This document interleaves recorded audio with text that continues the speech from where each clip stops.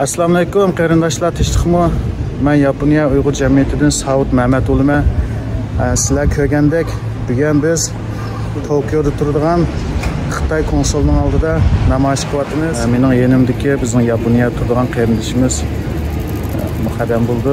Bundan tortib bizniki jamiyatning faoliyatlariga oid jonliq ovoz chiqarib, qo'llab kelayotgan qarindoshimiz bo'ldi.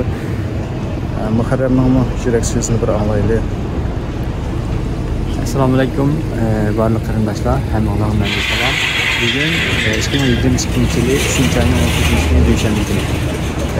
Biz Xitoy hukumati bilan yangi chiqgan yoki konflikt boshlagan qarindoshlarimiz uchun bu yerda tinch shaklda namoyish qilyapmiz. Muharrem, Prakado ko'taryapsiz. Prakadodagi rasmlar to'g'riliq biroz tushuntirish beramiz. Hazır sol taraftaki atam Muhammed Ali Tursun bu yıl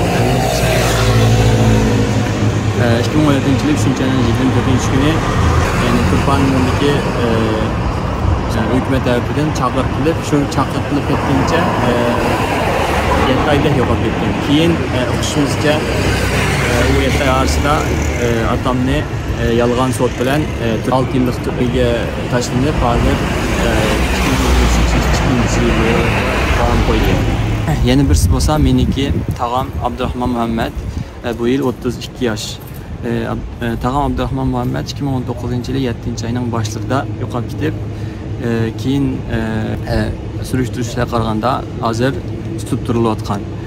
Nerede tutib turilayotganligi, nima natijada ekanligi hozir bizga noma'lum.